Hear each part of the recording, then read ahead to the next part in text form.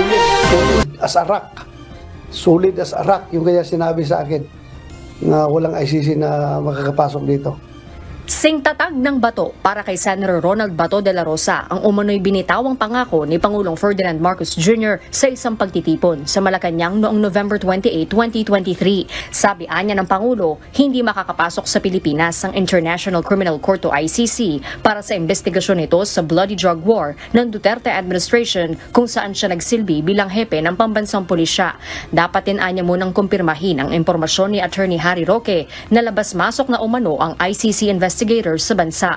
Pero kung totoo mang nakapasok na sa bansa ang ICC nang walang pahintulot ng gobyerno, hindi anya ito haharapin ni Senator De La Rosa. Bagkus, hihilingin pa raw niyang ipa-deport ang mga ito. Sobrang encroachment na yan sa ating sovereignty.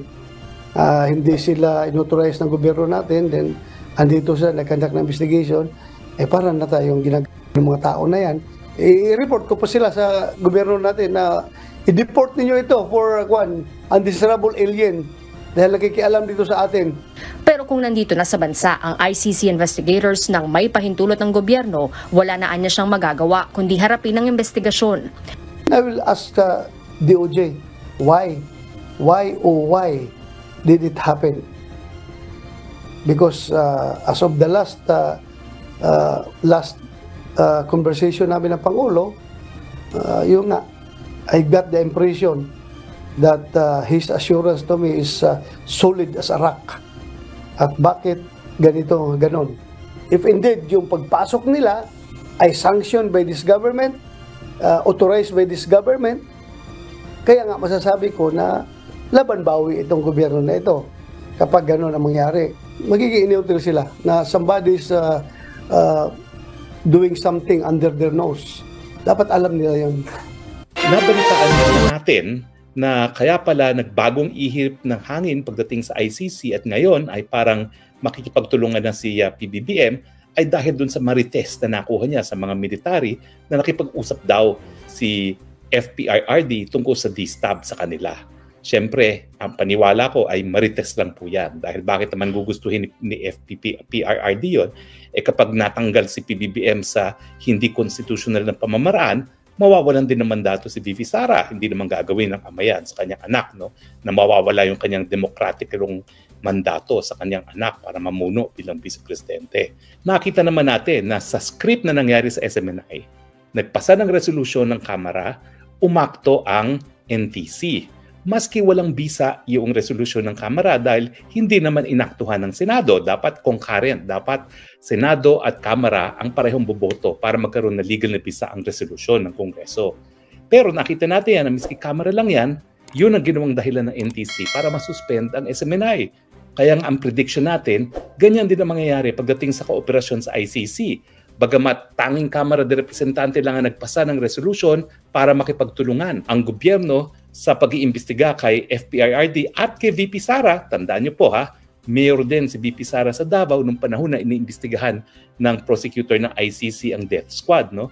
Well, alam niyo po, bagamat hukuman ng ICC, ang totoo niyan, nakasalalay siya sa kooperasyon ng mga estado.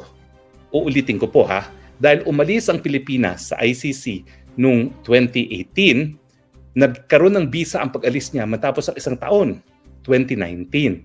At dapat nagsimula ng investigasyon, preliminary investigation ang prosecutor ng ICC between 2018 and 2019.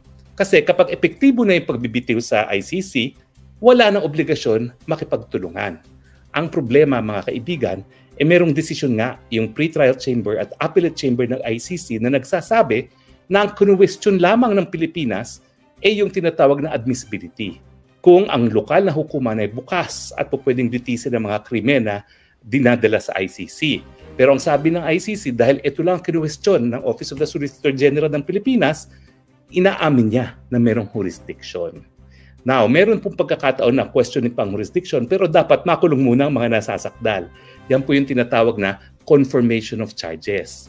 Pero, malabo na po yun dahil hindi naman tayo papayag talaga na makarating sa Hague at mahuli ang presidente at si VP Sara.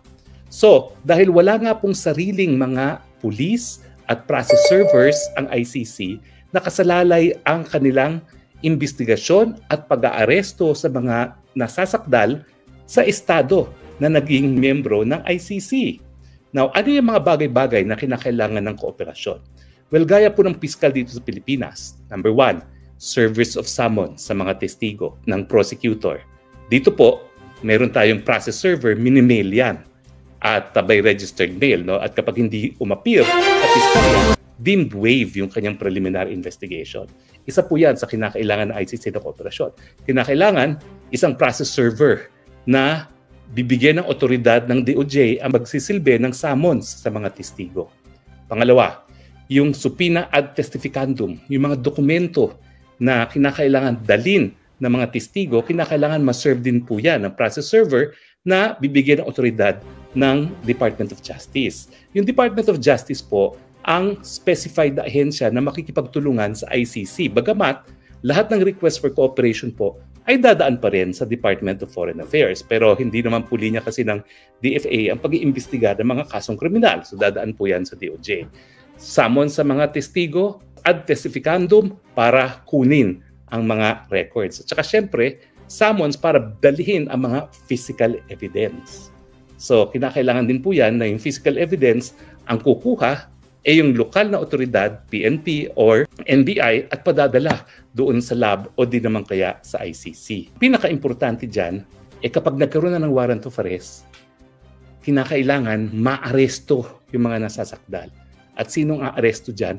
Pulis Pilipinas.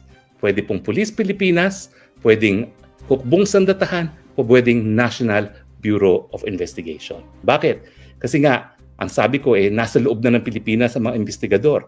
Nag-i-interview na sila ng mga witnesses. Yung mga abogado na nagre-represent sa mga di umano'y mga biktima, meron kang mga affidavits at sinabit na at sinabihan na sila kung paano dapat i-presenta ang kanilang mga affidavits para nga masustain yung finding na merong probable cause doon sa stage ng preliminary investigation na hindi naman po nagkakaiba sa Office ng Fiscal dito sa Pilipinas. Pero ano po pagkakaiba ng PI sa Pilipinas at preliminary investigation sa ICC? Well, unang-una po, hindi siya statutory right. Dito sa Pilipinas, karapatan ng nasasakdal na dumaan sa proseso ng preliminary investigation para yung mga walang ebidensya, hindi na maaaksaya ang pera at panahon sa paghaharap o pagbibigay ng depensa sa hukuman kung hindi naman magwawagi ang ating mga piskal sa hukuman. Ngayon nga pinataas pa. Likely success of conviction, hindi lang probable cause. Mas mataas pang hinahanap ng mga piskal ngayon kasi kung probable cause, pwede pang matapon yan for reasonable doubt or for lack of evidence. Now, hindi talaga magagawa ng ICC ang pag-aresto kasi walang pulis ang ICC. So dyan po talaga pinaka-importante ang kooperasyon. Yung investigasyon kasi po pwedeng tuloy-tuloy na. Unang-una, hindi naman kinakailangan isamon pa ng ICC yung mga testigo. Nagboluntaryo na nga sila. Nagpunta na sila sa Hague at pabalik-balik na ilan sa kanilang mga abogado kasasubmit ng mga affidavits. Kasi affidavits lang naman po yan. The basis of affidavits, magdedesisyon na kung mayroong probable cause. No? Ang talagang importante sa kooperasyon, yung paghuli. At dyan nga po talaga magkakagulo. Hindi naman po ako nagsabing una niya. No? Sinabi na yan ni Senator Amy Marcos na talagang magkakagulo kung talagang magko-cooperate ang Pilipinas ICC dahil ibig sabihin yan, abay pulis Pilipino pa, NBI or hukbong sandatahan pa ang mag-aaresto sa mag-amang FPRRD at VP Sara. Dahil nga, kung wala naman silang pulis, hindi sila maaresto. Ang mga Amerikano naman, hindi po pwede mag-aresto. Bakit? Hindi nga sila miyembro ng ICC Nagkaroon pa sila ng batas na kapag ang isang Amerikano ay linitis ng ICC, merong otoridad ang Amerika na lusubin ang Hague. Magpapadala ng hukbong sandatahan ng Amerika kapag isang Amerikano kinulong at linitis ng ICC. Pero tayo nakakalungkot dahil nagbago nga ang tono ng ating presidente mismo, bagamat inamin niya nung una na talagang labag sa soberenya kapag pinayagan natin na ang ICC magkaroon ng jurisdiction, ngayon ang tono po ay pag-aaralan. Yan nga po ay dahil nga doon sa sinabi ko na parang naniwala si PBBM sa Marites na sana naman ay ma-realize niya ay walang katotohanan. So, sa level ng investigasyon, service of summons para humarap ang mga testigo, service of summons ad testificandum para dalhin ng mga dokumento, tsaka syempre other physical evidence, at ang pinaka-importanting kooperasyon ay yung pag-aaresto sa mga nasasakdal. Kaya nga po nakakalungkot kung totoo talaga yung balita na makikipag-cooperate na tayo. Pero ang sabi ng aking bubuit, pagdating daw ng kalagitnaan ng January, magkakaroon ng denial si PBBM na wala siyang kinalaman doon sa kooperasyon na yan. Bagamat, talaga namang po alam ko na naririyan na yung mga puting mga abogado at abogada galing sa ICC na nakikipag-ugnayan na sa mga abogado ng di umanong mga biktima na nagrereklamo sa ICC. Uulitin ko, sana nga po marites lamang yung sabit ng aking bibuit na mukhang makikipagtulungan na si PBBM. At sana po, number 2, magising naman tayo, no? Mga sambayan ng Pilipino, masyadong malalapastanganan ang soberenya ng bansang Pilipinas bilang isang independyenteng bansa, kauna-unang republika sa Asia, kung hahayaan natin ang dayuhan, ang maglitis ng mga kapwa Pilipino natin para sa mga krimen na dito sa Pilipinas nangyari sa panahon na hindi na tayo miyembro ng ICC.